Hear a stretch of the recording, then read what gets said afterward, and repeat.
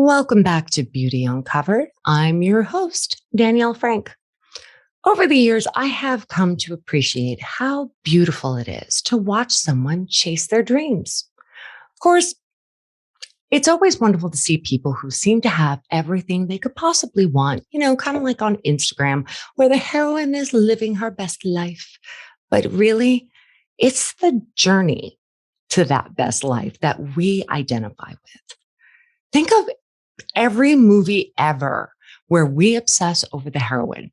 It's the highs, the lows, the victories that has us crying with the beauty of it all at the end of the story. Well, this week, the heroine of our story is Ego Iwegbu. And she went on a journey to chase her dreams.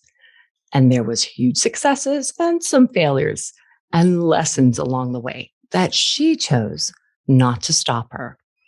In fact, she took it as an opportunity to grow and become the heroine of her own story.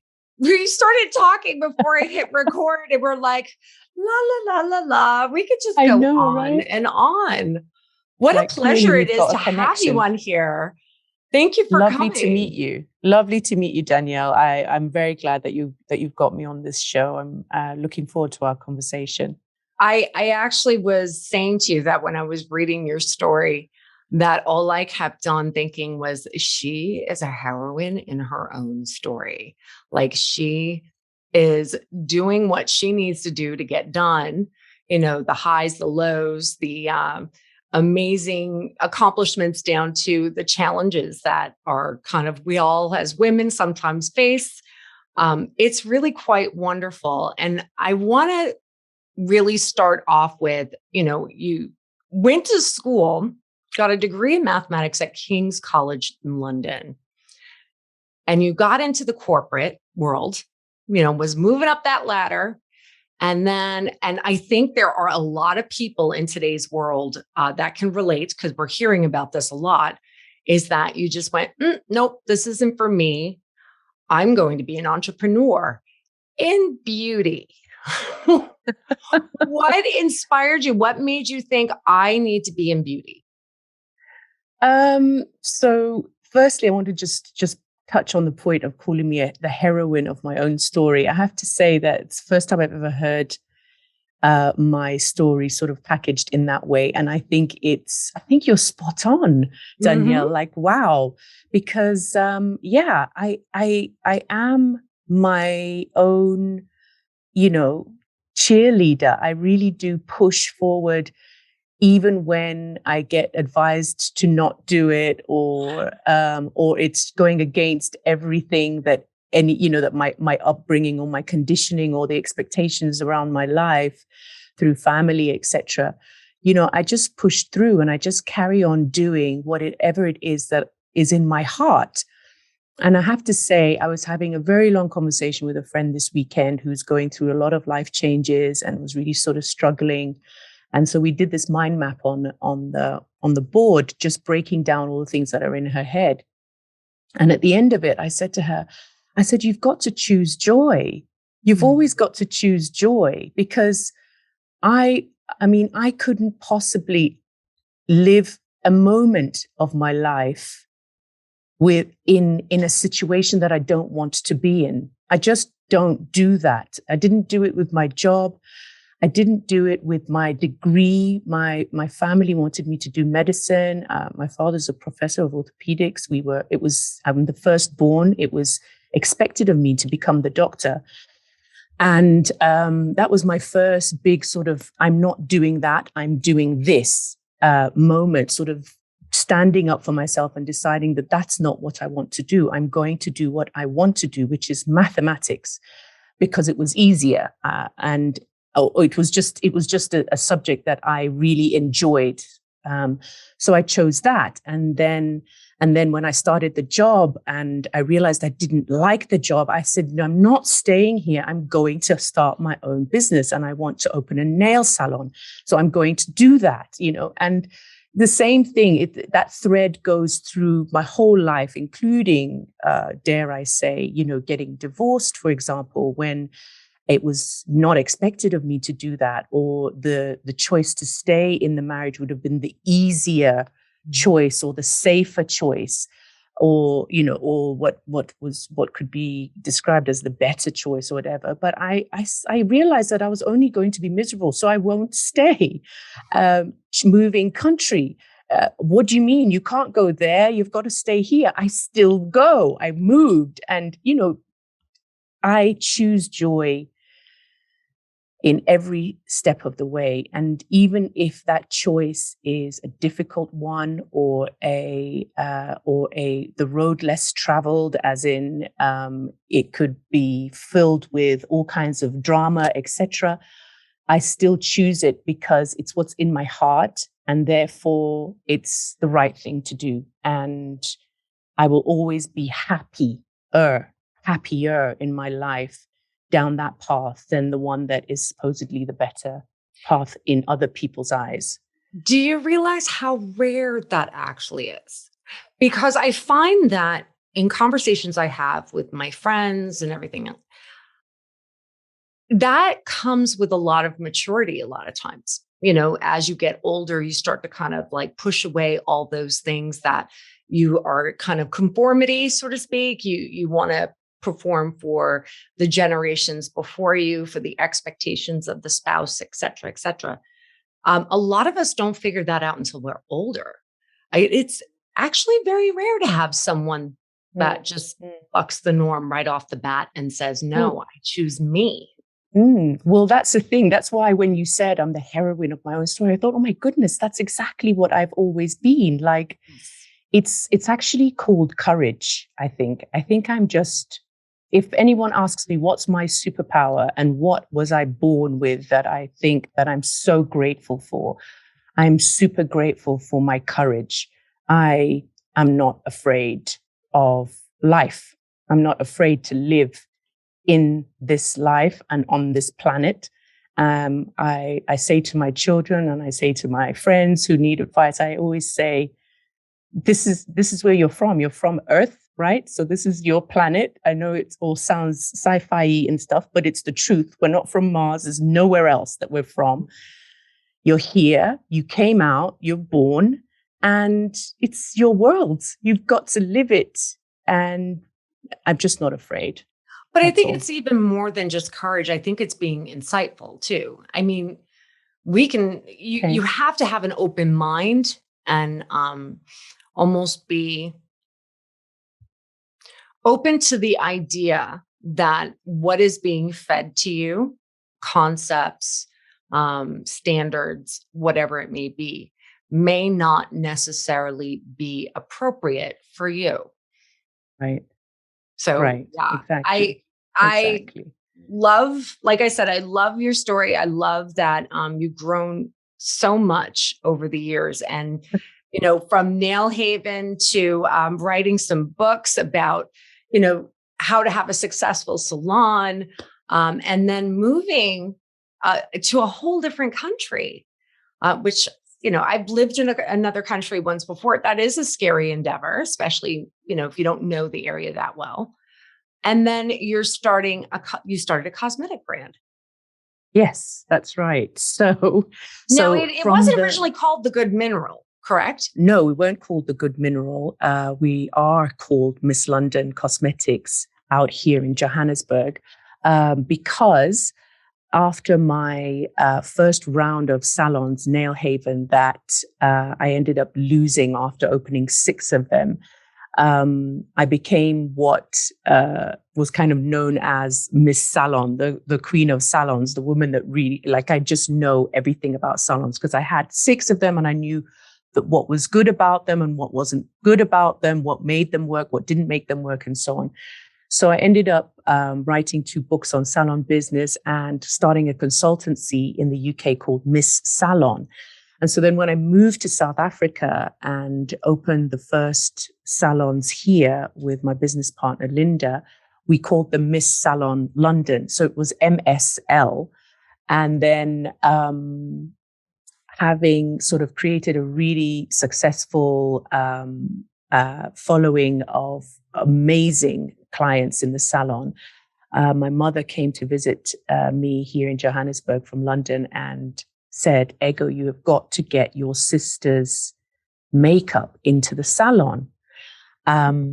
Because my sister, Natasha Iwegbu, is a mechanical engineer, inventor, product developer, massive fan of Olaplex. So, so that's how I know about Olaplex. But she had been formulating these super clean powders since 2005, when she couldn't find light, natural looking makeup for her own skin, for her own wedding. And I couldn't get any makeup that wasn't causing my face to explode in just swell up, because I have super sensitive skin and I had really bad, severe acne. So Natasha started to mix these powders. I mean, she used to in her kitchen in London, and she used to literally stop women on the street to color match them. So she created these amazing powders, which we call the Good Mineral in the US and Miss London in South Africa. And my mom said, you have to go and get those powders off Natasha and bring them to your salon and see what happens. And so it kind of happened by accident. The cosmetics business literally happened by accident, because the salons were booming and I was happy in that, writing the books. I was actually thinking of franchising the salons out here in South Africa, and we were going to scale it in that way. But then I popped over to Washington, D.C., where Natasha lives, and said, go on, Natasha, let's mix some of these and put them into a jar and take them to South Africa and see what happens. And that's how it started. So she mixed like a few batches of powder in her lab. She has actually got a lab in her house. And I flew them to South Africa, and we jarred them on my dining room table and put them in the salon. And then boom, we just sell out. I mean, we just couldn't mix enough fast enough. It just sold and sold and sold, because the powders are, of course, absolutely magical. They are preservative free, synthetic dye free. They are fragrance free. Natasha was mixing this because she wanted the lightness on her skin, as in not a heavy feeling whatsoever. And also, my skin was so sensitive to any preservatives or dyes or anything. She was literally putting nothing other than pure pigment into the formulation so that we would get coverage, but without the weight. And so, of course, I mean, they really are amazing. So we started selling them here, and it just went through the roof, to the point where one of the largest retailers here in South Africa called us saying, "Oh, wow, what is this? What is this fuss that we're hearing?" Well, they said, what are these? In, quote unquote, it was, you're causing waves in Gauteng with this powder. What is this stuff? And so it was quite a roller coaster ride, because as I said, we weren't ready, we weren't expecting to do so well. So the process of Natasha mixing powders in DC and us packaging them here in South Africa was just not going to work long term as we started to scale. Also kind of figuring out what our model was going to be. Are we going to staff the counters in the retail stores, or are we going to, put them on the shelf? It was sort of like a really crazy learning curve for about 3 years, trying to find manufacturers, trying to, stabilize ourselves on, the logo or the model on how we're doing it. But it did so well is doing so well that it caught the attention of venture capital investors in late 2019. So we were going through a whole due diligence process in January 2020, February 2020, and then COVID 2020 happened. And so everything kind of, you know what it was like. When salons were closed, the salons were closed, as in shut. In this country, they were shut for 3.5 months. When they reopened, it was massive social distancing. We could only ever have 2 customers in at one time. I mean, it was just insane. So that whole aspect of the business came to a grinding halt. the counters that had our cosmetics on, the testers had to be removed. No one was allowed to put makeup on faces and so on. So, so it kind of threw everything off for a bit. And so we were rethinking how we were going to carry on this business. And if it was going to go online, then, well, why stay in South Africa then? Let's go to America. So the venture capitalists said, you know what, guys, we will put money in if you rebrand and launch in the States. And that's exactly what we've done with the Good Mineral. So it's exactly the same unbelievable formulations that we've repackaged and rebranded. And it's just so exciting to start this sort of e-commerce business in these times. Mm. But as you would know, actually, sorry, I don't mean to interrupt, but it's the Good Mineral. And I've heard a lot of different makeup brands and different types of makeup out there. Could you explain to me what would be the differentiating factor as to why mineral? Because, I mean, there's a lot of buzz when you hear mineral. So, I mean, what is good, bad, whatever in comparison? Right. So the reason why we called it the Good Mineral, because one of my friends said, but what's a bad mineral? And I said, well, first of all, it's called the Good Mineral because every single ingredient, especially in the foundation, the Loves You Back, we called it Loves You Back. And that came from a customer. That came from a series of customers that say, the thing about this makeup is that it just loves you back.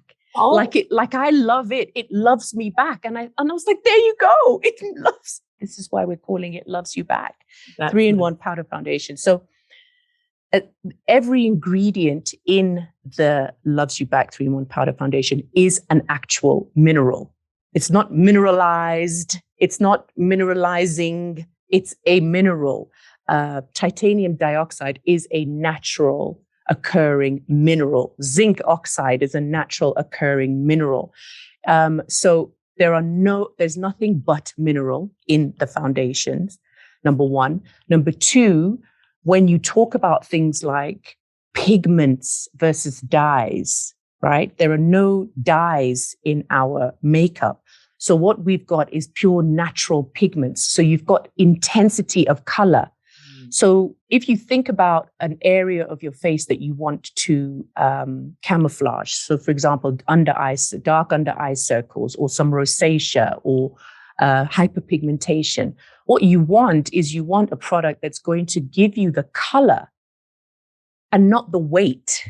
There's no talc in it. There are no fillers in it. So it's not bulked out in any way. It's pure pigments that go on and then they produce this sheer veil-like coverage that has no weight. If a person has dry skin, I might be speaking of myself. Yes. And, more mature skin, sometimes it has drier skin.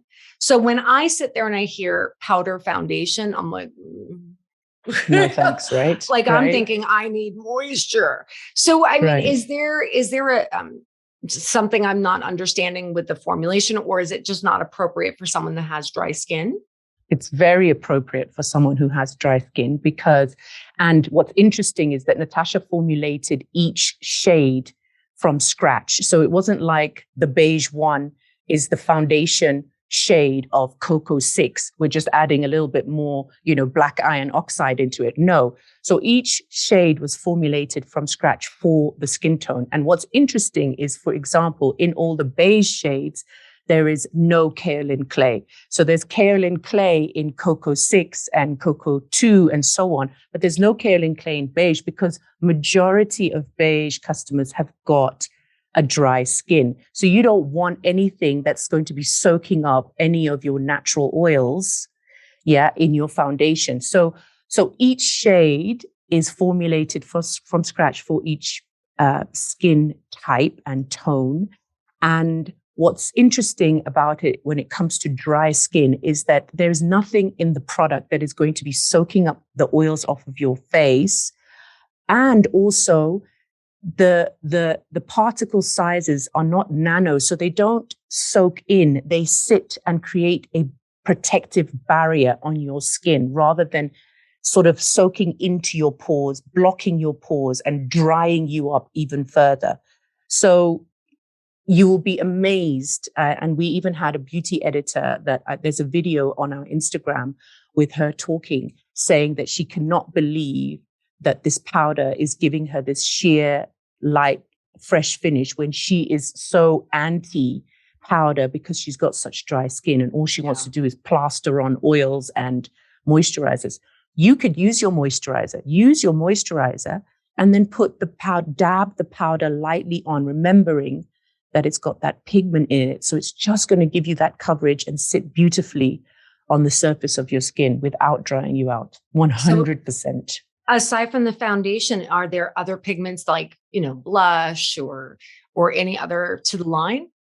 Yes. We've got 3 contours, 3 bronzers, 10 blushes, 3 highlighters, and 2 setting powders. Now, the setting powders have got cornstarch in them, for example. So if you have got oily skin, which you find a majority of our sort of deeper shades, and myself, for example, I'm Coke Caramel 1, I've got oily skin, I would use the setting powders because that really soaks up the oils. So that's different. It's a finishing powder, it's a setting powder. The foundation is a very, very specific formulation. It's clean, it's light, and it's called magic powder. If we could call it magic powder, we would call it magic powder. That always sounds really good because everybody wants a little magic in their lives. That's for sure. Exactly. Yeah. I'm sending you some, Danielle. I'm sending you some. I more than I feel like I'm always testing something out because it seems like I'm always struggling finding the right thing. It's hard. You look great. Well, thank you. I appreciate it. Great. So I feel like when I'm hearing about with the good mineral, I mean, where do you hope to go from here? What is the big adventure that you're looking to go with all of this? You know what the big adventure is fundamentally, and it might sound pie in the sky, but we just have this feeling that every woman should try this. It's just got that. It's just so good that you just want every woman to try it. Just try it. Just see. One of the like whenever we're hiring a new sales consultant, as in for the beauty counters and stuff, she says, "Oh, so what is it?" I say the biggest way to sell this product is just put it on her face. Just put it on. I'm telling you, true story. For the years that I've worked for Olaplex, that was the one thing I just always felt like I just want, as soon as they try it, they'll know. They'll understand. Exactly. You get it now. I understand that feeling. And it's so exciting. I recently hired an EA, and she, a young girl, 26. She's she wears makeup, and then like 2 days into her job, she was like, "So I've got to try this stuff." I was like, "Absolutely, it's just sit down. I'm going to put this on." I put it on, and she goes home and comes back the next day, and she's like, "Ego, how are we going to get this on everybody's face? I can't believe how I looked." That's I mean, that's it. If you're going to ask what's the dream, the dream is to let the user, the customer, the potential customer know that there is an alternative to conventional makeup that is good for your skin, that will not clog your pores. And if you've got skin issues like I did with severe acne, you can go out tonight on your date and look your best and not have to suffer the consequences of putting on makeup the next day just because you wanted to look good tonight, right? Yeah. So, and so for me, I always kind of feel like when brands talk about skincare and about how it's skincare first and makeup second, I think, yeah, but what about if I need to go out tonight and look good tonight? I'm what not if going you to have an not issue now? It's I have an issue now. I have a date tonight, or I've got an interview tomorrow morning. I've got a big fat, spot on my nose, and I know that if I put on anything else tomorrow, it's going to be even worse. So here's your alternative. You've got a great product that's good for everyone. And we put a lot of love and care into the making of it, into the presentation of it. So that's the dream. That's the goal. How we do it, that's also up to the universe. I wanted to say, Danielle, having you having owned salons, or, a salon, been in the salon, you must know how crazy it is to go from in-person, real life, human connection, to building a virtual business. So for me, I've only ever owned salons. And just like the story that I told you about Miss London kind of blowing up, it was all because we were there and we were just putting the product on anyone that walked by. I'd be like, hey, do you want to try some minerals? Oh, no, thanks. Okay. Hey, do you want to try some minerals? Yes, please. Okay, you try. And then next day they come running back. It's going, what was that you put on my face? My husband said I looked amazing. I was glowing. And I said, well, it's not makeup, darling. It's minerals. Love that you mentioned that, because one, I did stalk your social media, because that's what I do. But it's so funny you said this, because I was literally having a conversation with one of my friends recently. And I was saying that how, there's like these big critics of social media saying, oh, because all of this generation they're all on social media and they're disconnected and they don't know how to act in real life. But what I don't think a lot of them understand is that there is a profound connection and there is a trust that's built over time through social media. There is a relationship, a give and take. People are seen and heard on social media, where in real life, sometimes they're not. And it's a very powerful, powerful tool. And I have to say, you do it very well. I enjoyed watching your lives. You're braver than I am. Going on lives terrify me. Terrifying. Yeah, well, I'm just over it now. Before I used to look and go, oh my God, I don't look good. I'm going to talk nonsense. This is rubbish. And then I just think, oh, who cares? Do it anyway. I have a bad habit of getting squirrely. Like I get on there and I see a comment, and then the next thing I know, I'm completely off track. It's bad. But I do enjoy social media. I feel as though you're able to connect with someone that maybe never would have had the opportunity to connect with you. I've made more wonderful, beautiful, lasting relationships on social media with people I didn't meet until years later. So I think as a business, that is a very powerful, business tool. Thank God for social media, because what would we do without it? So, I have a very positive relationship with social media, always have done. I've never seen it as anything negative or whatsoever. I don't know whether it's for me. When I started my first businesses, there was no social media. In fact, it was, we were just about going into the era of emails, let alone AOL, and that weird sound when we would plug it into the phone jack. Exactly. So exactly the dial tone. So so as far as I'm concerned, I think that a lot of the progress that we've made in our businesses, in my businesses so far, has been because of social media. So I love it. And so we're trying to get the same sort of personal touch that we have in the salons. We're trying to get it across onto social media, because I know that one of the reasons why Miss London has done so well here in South Africa is because we've built so much trust with the people that walk into the salon. You go, a woman walks in with full makeup and I go, I'm going to take it all off. You're going to try this instead. And she says, okay. Mm-hmm. So what is that? That's trust, okay. So we're trying to create and build that trust online, visually, through our messaging and so on. So let's see how it works out. But ultimately, the point is every woman should try this.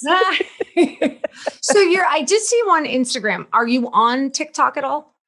Because admittedly, we are on TikTok. I'm however, we're obsessed not with TikTok. Are you? I got an love the issue. TikTok videos. Oh, I, really? oh my gosh, I am addicted to it. It's an issue. If you're It's not spending the more dance than thing, 3 hours a day, then maybe it is an issue. no, How long? I find it's the more I've explored it, the more great educational content I find on there. And that is exciting to me. Now, granted, it's the internet. You can't always trust everything. But it is interesting to be watching these really great content. I'm excited to go check yours out because your Instagram is great. Thank you. Thank you. Well, at the Good Mineral, Instagram is our main focus point. So that's where we put in all of our energy. And then all the other ones from Pinterest, Twitter, LinkedIn, etc., they all kind of get the back end of what we do on Instagram. That's kind of following the advice that I've been given by many, social media experts. They always say, pick one particular platform and put all your energies into that one. And it's then hard take to keep up with all of them. That's for sure. Yeah. So we're not quite creating content that's specific for TikTok, but maybe one day I'll, just get the phone out and start walking around the streets of New York and LA and going, TikTok. I know, right? I've done a few, and it's very funny because I will get 200 people, seeing my video. And then all of a sudden out of nowhere, 500,000. I'm like, where did this come from? It's very, it's so organic on there. It's kind of neat and I enjoy that. But you and I were talking about before we came on about lessons learned. In our fabulous journey and this wonderful book of life that you've been living and being that main character. But, you had an interesting perspective that I didn't really think about, but I think it's valid. Can you expand on that? Yeah. So you said at the end of this, we're going to talk about lessons learned. And I said, oh my goodness, I am at this stage in my life that I'm finding that looking back to be, so heavy and such a ongoing, it's almost like I am at this strange transition where I understand that my past experiences have created the person that I am today and have taught me so many amazing lessons. And those lessons could be taught to others to help them along their way. But I also realize that there's magic in lightness, in the freedom in your mind to just be in the now and make your decisions and plan your work and your life and your businesses in a fresh, light state of mind. I have been in business for quite a while. As you know, I've written the books on salons that I've opened and closed and opened again and closed and more. And, starting the cosmetics brand. I can't tell you how many stumbling blocks we've come across in the cosmetics alone. As I said, we were mixing it at home and then we had to find manufacturers and then we found one and it cost too much and another one and everything. So there's so much that's happened. And then every time I kind of think about all of it, I just think it's all so heavy that you can't continue to climb up this hill with bag after bag after bag on your back. You've got to let some of it go and look forward to the magic of, what's next or what's now and then what's next. So that's my perspective on lessons learned. However, I will say that if you want to live a life of freedom, as in you want to do what it is that you are passionate about and you want to live in that life, that's amazing. You must do it. And you mustn't be afraid about the financial aspects of it because you will earn enough money doing what it is that you love to do, and as long as you kind of stay in that passion. If your dream is to make $100 million, then I would be very careful to not do it the way I did it, which was I'm starting a business and that's that. I don't care what anybody says. No one's going to stop me. I've never managed people before in my life. I've never run a business before in my life. I've never done anything like it before. I've never owned a salon before in my life. I've never worked in a salon before in my life, but I'm going to open one and I don't care what anybody says. Right. That's the most difficult way to start that type of business. But in a strange way, it's kind of like like those lessons learned and all of those things. I sit there and I think, there's no coincidences. Your sister making this makeup and bringing it to you and saying, maybe we should do something at that time in your life. I genuinely believe you had gone through all of these different experiences to be an accumulation to prepare you for that. Right. Amazing. Yeah. But did I plan that, Danielle? Did I plan that? No. And at the time, we're always sitting there thinking, what the heck? Exactly. And so so in a way, what I'm trying to say is that your journey is yours. Yes. The most important thing is follow your heart. That's it. And be brave enough to do it. If you really don't like what you're doing, stop, do something else. The universe, I personally feel, has your back. You're going to be all right, So that's my massive sort of lesson learned, because who would have known that it would go through such a roller coaster to get to the point of the good mineral. What the roller coaster has been insane. And then, of course, the other thing is beware about, people management. If you don't have people management skills, please go and take a course, because it's a serious matter. Trying to run a business is one thing. Trying to build an organization is completely different. And that sort of entrepreneur versus CEO is a very interesting dynamic, because the entrepreneur is the one with the idea, with the energy, with the drive. And that's 90% of who I am. But then the CEO is this really organized people manager, not people manager per se, but person that can find the team, set them up, inspire them constantly, and run an organization, not be the best employee in the organization. That was a massive thing that I had to learn. I had to stop being my best employee and realize that I needed to hire people that were better than me in order to be able to actually grow. That was massive. I didn't know that. Because that takes skill in and of itself, identifying that, identifying those right people for you. Yes, exactly.